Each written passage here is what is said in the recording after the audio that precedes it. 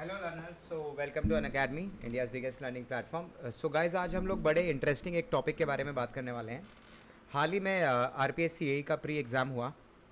काफ़ी अच्छा पेपर है। राजस्थान में काफ़ी आप मान सकते हैं कि काफ़ी अच्छी गजटेड पोस्ट आप इस इंजीनियरिंग डिपार्टमेंट्स में ले सकते हैं। बेसिकली गाइज, ये पेपर था। इसमें आज हम बात करेंगे जीएस के पेपर की, कि कैसा जीएस का पेपर रहा, किस प्रकार से रिव्यू रहा और कौन बच्चे हैं। मन में बहुत सारे बच्चों के ख्याल है कि सर जीएस के का जो पेपर आया है वो किस प्रकार का पेपर आया है, क्या एवरेज स्कोर रहेगा जीएस के अंदर, और कौन कौन बच्चे हैं जिनको स्कोर करने के बाद प्रिपरेशन को शुरू कर देना चाहिए। ठीक है। तो गाइज़, इसमें सेशन में हम लोग बात करेंगे बेसिकली एवरेज स्कोर, क्योंकि काफ़ी सारे बच्चों से एग्ज़ाम के बाद हम लोगों ने बात करी। तो जीएस में एवरेज स्कोर बच्चों का क्या रहा, और टेक्निकल और जीएस को मिलाकर भी अपन लास्ट में थोड़ा सा बात कर लेंगे। गाइज़, इस पूरे सेशन का मेरा पर्पज़ इतना सा है कि बहुत सारे बच्चे जो ये कन्फ्यूजन में हैं कि उनके जीएस में मार्क्स कितने आ रहे हैं, उस बेसिस पर अब वो आगे डिसाइड कर पाएँ कि क्या मेंस की तैयारी करें या अभी अपने जो अपकमिंग एग्ज़ाम्स हैं, एसएससी जेई वगैरह या स्टेट लेवल के पेपर हैं, उनकी तरफ जा सकें। मेरा ये पूरे सेशन का पर्पज़ यही रहेगा। तो गाइज़, हम बात करते हैं आरपीएससी एई प्री का जो जीएस का पेपर आया है। ठीक है, किस प्रकार का पेपर था। पेपर की अगर मैं बात करता हूँ गाइज़, तो काफ़ी अच्छे लेवल का आरपीएससी ए का पेपर आया था। और पेपर का जो लेवल रहा वो काफ़ी हम ये बोल सकते हैं कि एक स्टैंडर्ड स्टेट लेवल जो पीसीएस होता है उस लेवल का पेपर रहा। बिल्कुल भी इंजीनियरिंग पॉइंट को सोचकर पेपर में किसी भी प्रकार की कोई छूट नहीं दी गई इंजीनियरिंग बच्चों के लिए, क्योंकि एक इंजीनियर जो होता है वो जीएस को प्रिपेयर भी कुछ इस प्रकार से करके जाता है कि इन डेप्थ ज़्यादा ना जाने की जगह एक ऊपर ऊपर से सिलेबस को हम कवर करना पसंद करते हैं। लेकिन राजस्थान का ये जो आरपीएससी एई का पेपर है गाइस, ये कुछ इस प्रकार का पेपर है। आप देख सकते हैं कि क्वेश्चंस के जो लेवल थे वो काफ़ी मतलब आप कह सकते हैं कि आरएएस लेवल के फर्स्ट ग्रेड के जो राजस्थान का एग्ज़ाम होता है टीचर का, उस लेवल के पेपर थे। काफ़ी अच्छा लेवल आता है आरएएस फर्स्ट ग्रेड के जो पेपर होते हैं उनका। पूरा जो एंटायर मेरा पर्पज़ रहेगा, ऑन एन एवरेज हम देखकर चलें तो मैक्सिमम जो कवरेज थी वो काफ़ी ज़्यादा करंट प्लस जनरल जो अपनी जीएस होती है उसको जोड़ा गया था, जनरल जीएस को। ठीक है, जनरल जीएस को। और जनरल जीएस में काफ़ी सारा पोर्शन राजस्थान का कवर किया गया। राजस्थान का कवर किया, जैसे राजस्थान के अवार्ड्स अवार्ड्स इंडस्ट्रियल अवार्ड्स। ठीक है, जो अमूमन हम लोग करंट अफेयर में भी कवर करते हैं और स्टैटिक का भी पार्ट कहीं ना कहीं ये बना देता है। ठीक है, अगर मैं बात करूं इंडिया जीएस की, तो इंडिया जीएस ठीक ठाक लेवल का आया है। मतलब 40% के आसपास आप इंडियन जीएस को भी इसमें इंक्लूड कर सकते हैं। 60% पेपर है वो आपका राजस्थान से है। राजस्थान में भी पॉलिटी के जो एडमिनिस्ट्रेशन के क्वेश्चन थे काफ़ी अच्छे लेवल के थे। इकोनॉमी के बिल्कुल स्टैट बेस्ड क्वेश्चंस थे। तो जिन बच्चों ने स्टैट्स को ढंग से किया था वो 100% ठीक कर आए होंगे। क्वेश्चंस आसान थे। जो आरएस की तैयारी कर रहे थे बाई चांस, और उनका पेपर भी ठीक रहा होगा। अगर मैं पॉलिटी की बात करता हूं तो राजस्थान पॉलिटी से भी काफ़ी अच्छे क्वेश्चंस देखने मिले थे। क्वेश्चंस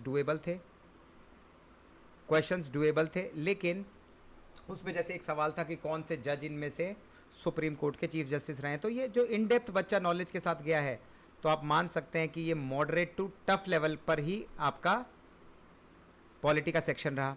हिस्ट्री की बात करते हैं तो थोड़ा सा हिस्ट्री ने निराश किया अनएक्सपेक्टेडली। आर्ट एंड कल्चर से बहुत क्वेश्चन नहीं थे। आर्ट एंड कल्चर से उतने क्वेश्चन नहीं थे जितना एक्सपेक्ट किया गया था, या हिस्ट्री वाले पार्ट से इतने क्वेश्चन नहीं थे जितना एक्सपेक्ट किया था। जैसे प्रजामंडल मूवमेंट से क्वेश्चन आया था, तो ये क्वेश्चन आसानी से होने वाले सवाल थे। लेकिन अमूमन हम ये मान के चलते हैं कि काफ़ी ज़्यादा पोर्शन आपका हिस्ट्री का कवर करता है। 18 में भी हिस्ट्री का काफ़ी ज़्यादा पोर्शन कवर किया। ज्योग्राफी की बात करूँ तो मैं एक्सपेक्टेडली ज्योग्राफी काफ़ी अच्छे लेवल पर आई। ठीक है, ज्योग्राफी काफ़ी अच्छे लेवल पर आई, टफनेस में भी, और नंबर ऑफ क्वेश्चंस भी काफ़ी ज़्यादा आए ज्योग्राफी के। ठीक है, काफ़ी ज़्यादा क्वेश्चन आए। पेपर आपका 200 मार्क्स का था। गाइस। अब इस 200 मार्क्स में से कितना ऑन एन एवरेज स्कोर रहा होगा, ये जानने के लिए आप बड़े उत्सुक होंगे। तो मैं बता देता हूँ आप लोगों को। हमने जितने बच्चों से बात करी, एवरेज स्कोर आप बिलीव नहीं करेंगे, बच्चों ने 35 से 45 मार्क्स, क्वेश्चंस नहीं, मार्क्स की रेंज सबसे ज़्यादा निकल कर आई है। ठीक है, 10% के आसपास ऐसे बच्चे थे जब हमने पूछा जिन्होंने 80 प्लस स्कोर किया, 80 प्लस स्कोर किया जीएस के पेपर में। अब काफ़ी सारे बच्चे ऐसे थे, 20% के आसपास ऐसे बच्चे थे जिनका 20 मार्क्स आ रहे हैं, 20 मार्क्स जिनके स्कोर हो रहे हैं, तो not a very high score. अगर मैं आपको बोलूँ तो जीएस का जो लेवल भी आया था और जो स्कोर की अगर हम बात करते हैं, स्कोर से हम ये अंदाज़ा लगा सकते हैं कि जीएस सभी बच्चों के लिए काफ़ी टफ रहा। अनटिल एंड अनलेस आपने किसी और पेपर की तैयारी करी हो राजस्थान के और फिर आपने जीएस कर रखी हो, तो फ्यूचर के लिए भी हम लोग ये लेकर चल सकते हैं कि आने वाले टाइम में भी एई का जब भी पेपर आएगा, RPS CA, it is not going to be an easy paper, it is going to be a tough paper. ठीक है, पेपर टफ रहने वाला है, पेपर आसान नहीं रहने वाला है। तो नेक्स्ट टाइम भी जो एस्पायरेंट्स आएंगे वो तैयारी इसी हिसाब से करें कि जीएस को लाइट ना ले, पहले दिन से ही अपने जीएस को आगे प्रिपेयर करना शुरू कर दें। अब मैं बात करना चाहता हूँ इस पर्टिकुलर टॉपिक पे कि कौन बच्चे ऐसे हैं जिनको मेंस की तैयारी कर लेनी चाहिए। तो काफ़ी सारी फैकल्टीज से बात कर बच्चों से बात कर हमने ये रियलाइज़ किया कि ऑन एन एवरेज, जो सिविल की मैं बात कर रहा हूँ, जनरली जो सिविल वाला बच्चा है, सिविल वाला बच्चा जो जीएस में अगर वो 45 प्लस स्कोर कर रहा है तो बिल्कुल सेफ़ है, एब्सोल्युटली सेफ़ है जीएस पॉइंट से, तो उसका पेपर निकल ही जाना चाहिए।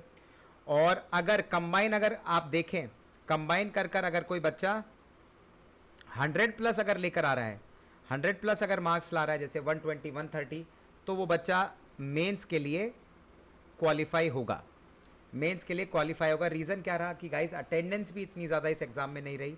अगर मैं अटेंडेंस की बात करता हूँ तो मात्र 17-18 हज़ार बच्चे एग्ज़ाम देने आए, अटेंडेंस की अगर बात करता हूँ।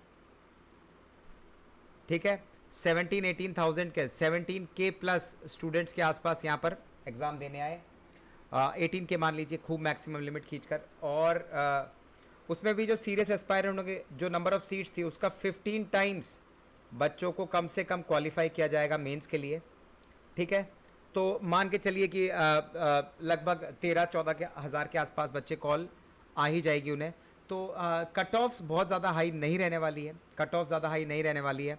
अगर आप जीएस की बात करते हैं तो मैं दोबारा बता देता हूं कि 45 plus score is very good, very good, अच्छा स्कोर आपका रहा है। अगर आप बिल्कुल ठीक तरीके से 27-28 क्वेश्चन कर आ गए हैं तो भैया आपकी बात बन गई है, ये समझ लीजिए जीएस पॉइंट ऑफ व्यू से।